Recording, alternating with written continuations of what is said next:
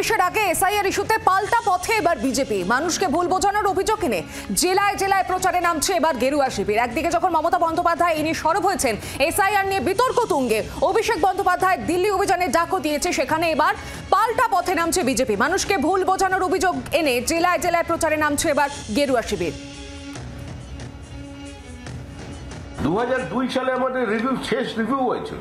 এটা একটা continuous process, আইনের উপরে ভিত্তি করে রিভিউ চলছে, আর প্রত্যেক মানুষকে আতঙ্কিত করবার চেষ্টা করা হচ্ছে। আমরা বারবার বলেছি, পশ্চিমবঙ্গে যারা হিন্দু আছেন, যারা হিন্দু উদ্বাস্তু আছেন, আর যারা ভারতীয় মুসলমান আছেন, তাদের কে স্পর্শ করবার ক্ষমতা কারণ নেই, তাদের পাশে বিজেপি আছে।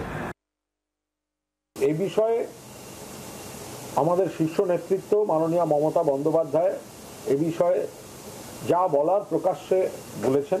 বাকিটা প্রশাসনের বিষয়, এই নিয়ে দলের কোনো মন্তব্য করব না। আবার আমাদের দল কাকে এজেন্ট করবে সেটা এখন ওনাদের হাতে তুলে দিতে হবে, এটা কিন্তু কোনো সাধারণ স্বাভাবিক নির্দেশ হতে পারে না।